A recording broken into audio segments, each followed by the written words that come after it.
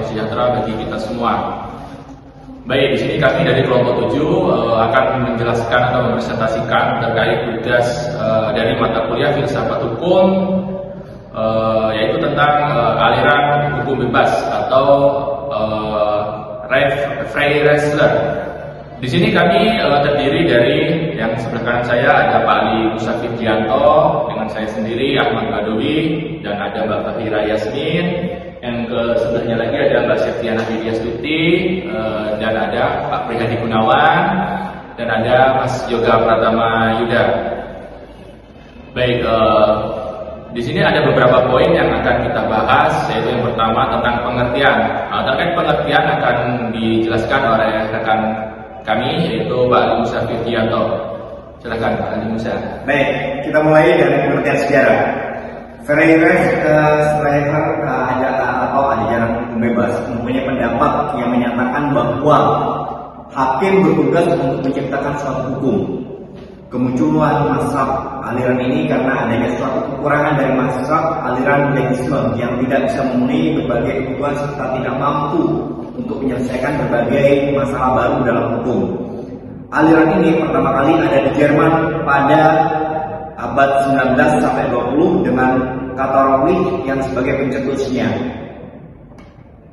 Maksud dari penemu hukum di sini bukan tentang menerapkan undang-undang, melainkan membuat suatu penyelesaian yang sesuai dalam sebuah peristiwa yang konkret. Maka untuk kedepannya berbagai peristiwa tersebut bisa diselesaikan dengan sesuai norma yang sudah dibuat tadi oleh hakim. Mazhab aliran ini sangat menentang positivisme hukum, namun mempunyai kesamaan pendapat dengan kaum realis Amerika Serikat. Bedanya yaitu jika mazhab aliran realis lebih fokus terhadap suatu analisa hukum yang nantinya menjadi kenyataan di dalam masyarakat, sementara mazhab aliran bebas ini lebih lanjut lagi dalam pembahasannya. Berikutnya akan diteruskan oleh rekan kami, Pak. Baik, di sini ada menurut ahli, yaitu berbeda dengan aliran legisme, di mana hukum terikat sekali pada undang-undang. Maka hakim yang memanut aliran ini, aliran Freiressler ini atau aliran hukum bebas, yaitu menentukan atau menciptakan hukum itu sendiri dengan melaksanakan undang-undang ataupun tidak. Pemahaman jurisprudensi adalah primer. Nah, sedangkan penguasaan atas undang-undang adalah sekunder. Nah, ini menurut Suroso, kelebihan dari aliran ini yaitu satu, hakim benar-benar menciptakan hukum atau judge-made law karena putusannya didasarkan pada keyakinan hakim itu sendiri. Yang kedua, putusan hakim lebih dinamis dan up to date karena senantiasa mengikuti keadaan ataupun perkembangan di dalam masyarakat. Nah, hukum hanya berbentuk oleh peradilan atau Rechtsprechung.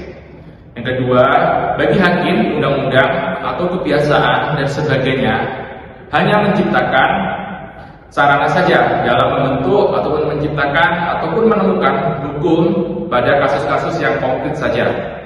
Yang ketiga yaitu tentang pandangan tentang Freiressler bertitik berat pada kegunaan daripada sosial atau social Dolmettigkeit. Baik, selanjutnya akan dijelaskan oleh rekan kita Saudara Fahira Yasmin. Silakan.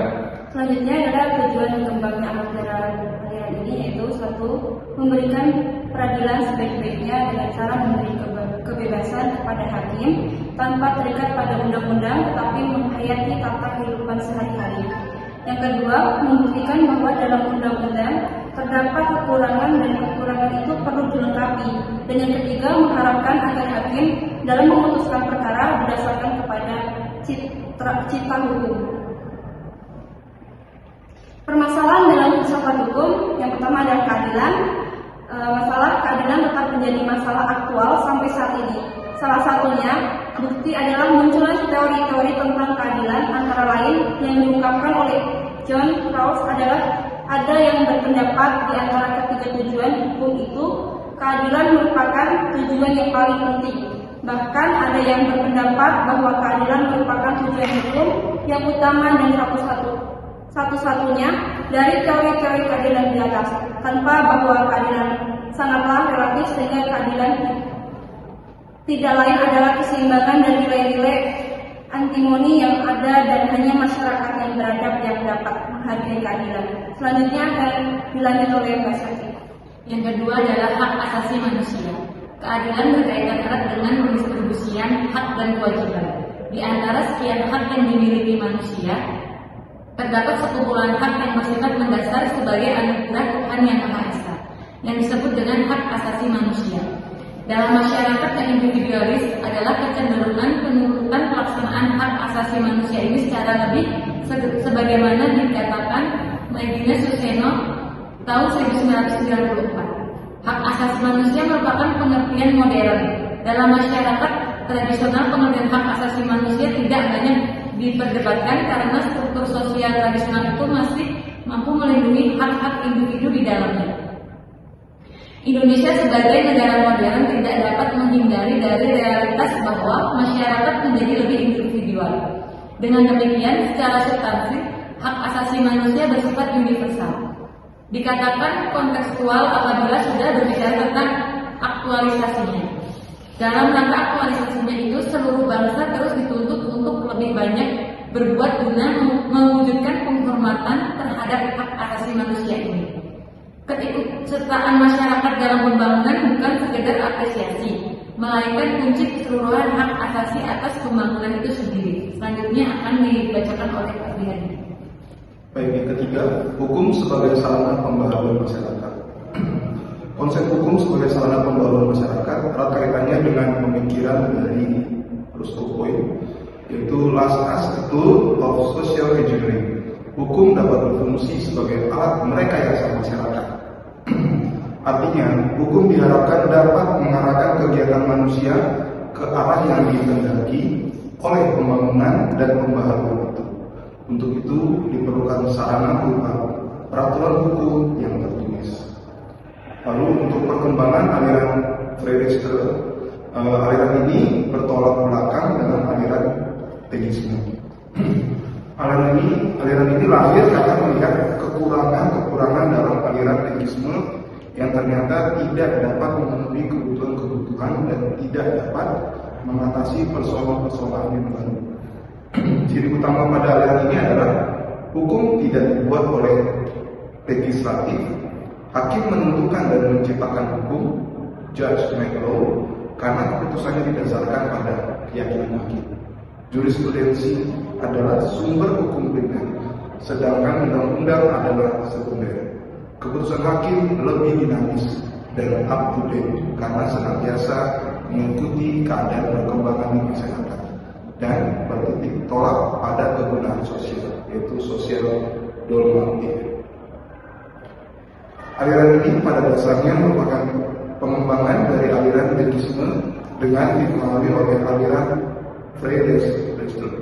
Perkembangan ini terjadi karena pemikiran hukum harus berdasarkan asas keadilan masyarakat yang terus berkembang. Karena ternyata pembuat undang-undang tidak dapat mengikuti kecepatan gerak masyarakat atau proses perkembangan dari sosial itu sendiri, sehingga undang-undang selalu ketinggalan. Undang-undang ini tidak dapat menyelesaikan tiap masalah yang timbul. Undang-undang tidak dapat terinci atau detail, melainkan hanya memberikan argumen treatment, yaitu pedoman umum saja. Lalu selanjutnya oleh Mas Yoga. Baik, selanjutnya yaitu ada undang-undang ini tidak terlalu sempurna, kadang-kadang dipergunakan juga istilah yang kabur. Hakim harus memberikan makna yang lebih jauh dengan cara memberi penafsiran, dan undang-undang itu tidak dapat lengkap dan tidak dapat mencakup segala-galanya. Di sini selalu ada limiten atau kekosongan dalam undang-undang, sehingga hakim harus menyusunnya dengan jalan menggunakan rekonstruksi hukum, atau selanjutnya akan dibahas dalam model-model penafsiran hukum atau aliran ini pada dasarnya merupakan perpaduan antara aliran legisme dan Free Fire Battler. Negara penganut aliran Free Fire Battler itu adalah Indonesia, termasuk yang mengikuti aliran ini. Hingga saat ini, hal ini tercermin dalam Undang-Undang Kekuasaan Kehakiman tahun tahun 1970 sampai 2004 dan 2009. Dalam pasal 5 Undang-Undang Nomor 48 tahun 2009 tersebut yang menyatakan bahwa hakim dan hakim konstitusi wajib menggali, mengikuti dan memahami nilai hukum dan rasa keadilan yang hidup dalam masyarakat.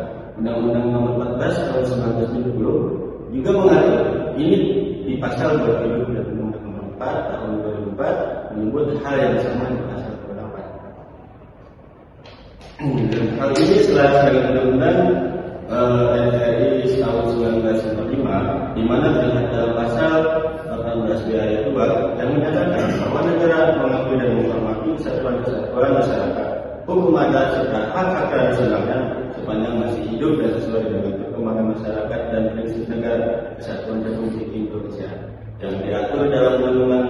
Begitu juga dengan pasal 28 ayat 3 yang menyatakan bahwa identitas budaya dan hak masyarakat tradisional dihormati selaras dengan perkembangan zaman dan peradaban, serta pasal 28 ayat 2 yang menyatakan dalam menjalankan hak dan kebebasannya setiap orang wajib tunduk kepada pemberantasan yang diterapkan dengan undang-undang dengan maksud semata-mata untuk menjamin pengakuan serta penghormatan atas hak kebebasan orang lain dan untuk memenuhi tuntutan yang ada sesuai dengan pertimbangan moral, nilai-nilai agama, keamanan dan ketertiban suatu masyarakat dan demokratis.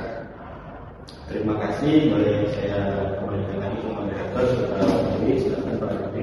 Baik, sekian dari penjelasan kami terkait materi dari filsafat hukum, yaitu tentang aliran Freidenreich atau aliran hukum bebas. Apabila dalam penjelasan kami tadi terdapat kekurangan, kami mohon maaf. Terima kasih banyak. Sekian, wassalamualaikum warahmatullahi wabarakatuh.